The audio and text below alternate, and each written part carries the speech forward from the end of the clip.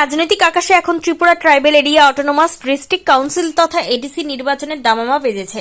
আগরতলা কৃষ্ণনগরস্থিত ভারতীয় জনতা পার্টির ত্রিপুরা প্রদেশ কার্যালয়ে কোর কমিটির দীর্ঘক্ষণ বৈঠকের পর ত্রিপুরার মুখ্যমন্ত্রী ডক্টর মানিক সাহা সংবাদ মাধ্যমের সামনে যে স্পষ্ট বার্তা দিয়েছেন, এত স্পষ্ট যে বিজেপি জোট শরিক তিপ্রামথা এবং আইপিএফটি দলের সঙ্গে প্রাক নির্বাচনী সমঝোতার আশা এখন ক্ষীণ। আগামী 9 এপ্রিল ত্রিপুরা উত্তর জেলা 56 ধর্মনগর বিধানসভা কেন্দ্রের উপনির্বাচন এবং 12 এপ্রিল এডিসি ভোট, এই দুটি গুরুত্বপূর্ণ বিষয় নিয়ে বৈঠকে বসেন বিজেপির শীর্ষ নেতৃত্ব। আগামী 12 এপ্রিল এডিসি নির্বাচনকে সামনে রেখে একা 28টি আসনে বিজেপি প্রার্থীর নাম আজ আনুষ্ঠানিকভাবে ঘোষণা করা হয়েছে, কিন্তু শরিক দল আইপিএফটি একতরফাভাবে 9 জন প্রার্থীর নাম ঘোষণা করাকে দুর্ভাগ্যজনক বলে অভিহিত করেছেন মুখ্যমন্ত্রী ডক্টর মানিক সাহা। এদিকে আরেক শরিক দল তিপ্রামথার প্রতিষ্ঠাতা প্রদ্যুৎ বিক্রম মাণিক্য দেব বর্মা জানিয়েছেন, ওনার নিরাপত্তা দুর্বলতার প্রতীক নয়, তিনি ওনার আপনজনদের ধোঁকা দিতে পারবেন না। তিনি বিজেপিকে কড়া হুঁশিয়ারি দিয়ে বললেন, এডিসি নির্বাচনে বিজেপির সাথে তিপ্রামথা জোট করবে না, নিজ জাতির সঙ্গে বেইমানি তিনি করতে পারবেন না। কোনো ধরনের নিশ্চয়তা ছাড়া বা ত্রিপাক্ষিক চুক্তি বাস্তবায়ন ছাড়া তিনি আর বিজেপির সাথে জোটে যাবেন না। জটিল এই রাজনৈতিক পরিস্থিতি বর্তমানে কোন দিকে মোড় নেয় সেই সময়ে এখন সেটাই দেখার। জটিল এই রাজনৈতিক পরিস্থিতি বর্তমানে কোন দিকে মোড় নেয় শেষ সময়ে এখন সেটাই দেখার। ত্রিপুরা থেকে বিক্রম কর্মকারের রিপোর্ট, ক্রাইম। মিটিং হয়েছে, আপনারা জানেন।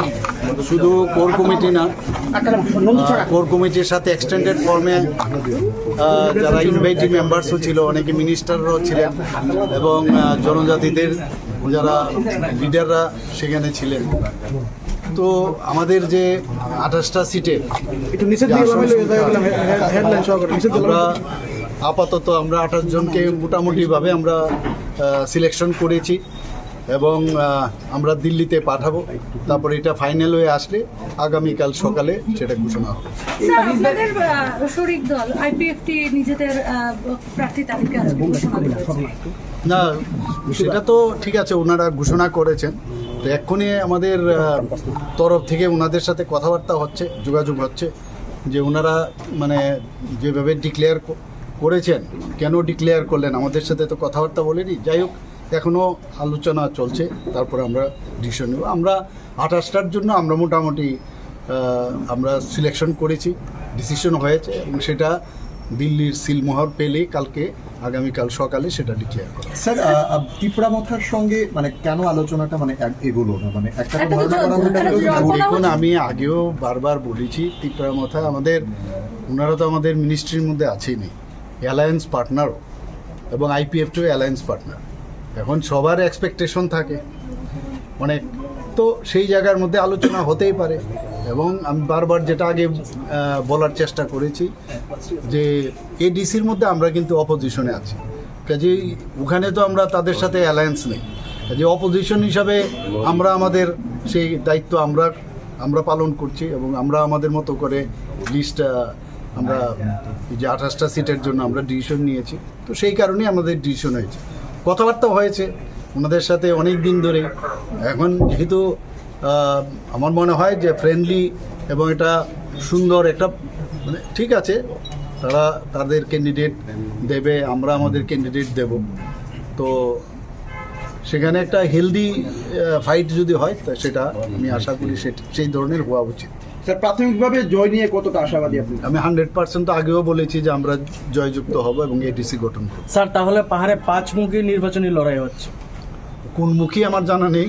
এখন কথা হচ্ছে যে আমরা তো ওয়ান ওয়ে, আমরা আমাদের মতো করে যাচ্ছি। এবারে যারা আসবে নিশ্চয়ই, গণতন্ত্রের সবারই অধিকার দাঁড়ানোর, কাজেই এই নিয়ে আমরা চিন্তিত নই একেবারে। রাজনৈতিক মহলে একটা আলোচনা হচ্ছে যে এই যে জোটটা হলো না, এটা 2023-এর বিধানসভার আগে যেরকম ভাবে বিজেপি মথা আলাদা আলাদা লড়াই করেছিল, পরবর্তী সময় একসঙ্গে জোট হয়েছে, এবারেও কি মানে সেটা হওয়ার সম্ভাবনা রয়েছে কিনা, মানে পোস্ট পোল অ্যালায়েন্স হওয়ার সম্ভাবনা? না, দেখুন, তখনও তো এরকম ছিল না, কাজেই পোস্ট পোলই হয়েছিল, তখন অ্যালায়েন্স হতে পারে, ভবিষ্যৎ কে জানে কি হবে, মানে সেইভাবে এখন পর্যন্ত কথা হয়নি। Sir, what has been the main hurdle in this alliance? Because talks were there at New Delhi also, we believe. Why you are running after these hurdles and all? Forget about that. In politics, everything is possible, and in that direction we are moving on. And what was about the tripartite agreement? আমি তো বলে দিলাম already,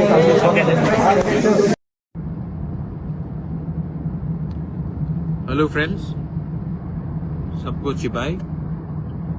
मैं आप सब लोगों को एक बात बोलना चाहता हूं कि मैं कभी भी अपने लोगों को झुकाकर, कमजोर करके किसी के संग भी मैं अलायंस नहीं करूंगा।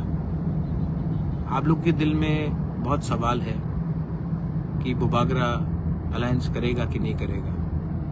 मेरा अलायंस मेरे कम्युनिटी के साथ है, मेरे दोफा के साथ है, और मेरा अलायंस सिर्फ मेरे जाति के साथ है।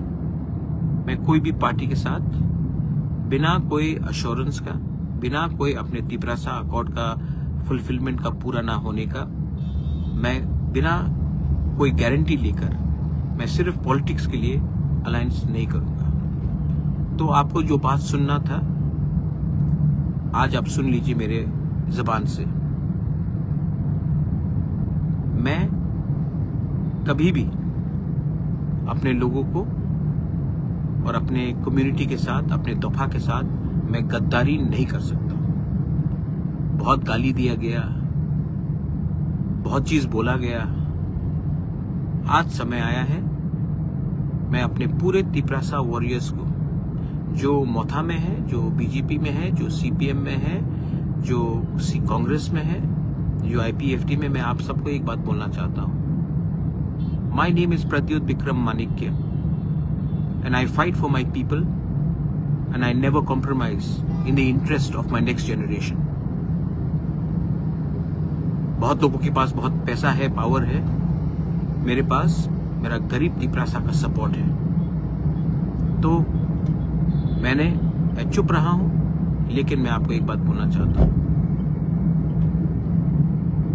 ऊपर में देयर इज गॉड, भगवान है, और भगवान हमें जिताएगा। मेरे गरीब लोग मुझे जिताएंगे, और हम लोग इस आने वाले ईटीसी इलेक्शन में द पावर ऑफ तिपरासा को दिखाएंगे, हानि पुसा का पावर दिखाएंगे। जितना गाली आपने पिछले 6 महीने से हमको दिया है, उसका जवाब हम 12 तारीख को वोट करके 17 तारीख को रिजल्ट निकाल के दिखाएंगे। जो आपको करना है कीजिए, हम तैयार हैं। टू ऑल माय वॉरियर्स, एक दूसरे के साथ झगड़ा मत करो, मारपीट मत करो, क्योंकि ये फाइट पॉलिटिकल नहीं है। ये फाइट हमारा अधिकार का है, ये फाइट हमारा बच्चे का भविष्य का है, ये फाइट हमारा नेक्स्ट जनरेशन का है। एक दूसरे को मारने से बाहर के लोग हंसते हैं। जो गलती पहले हुआ है उसको रिपीट मत करो, वायलेंस में इंडल्ज मत करो, और एक बार पूरे नॉर्थ ईस्ट को दिखाओ कि हमारा संख्या कम हो सकता है, हमारा पॉपुलेशन कम होगा, we may be less, but when we are थानसा we are strong, we are Tipra. बेलाइनो हमबाई, ये मेरा मैसेज है। जिसको सुनना है सुन लीजिए, और जिसको पसंद नहीं है वो भी सुन लीजिए। Pradyut Vikram Manikya will not compromise on his community and on his people. बेलाइनो हमबाई, देखते हैं क्या कर सकते हैं, देखा जाएगा। लेकिन आज भी मैं आपको बोलना चाहता हूं, टाइगर जिंदा है, और हम दिखाएंगे हम क्या कर सकते हैं।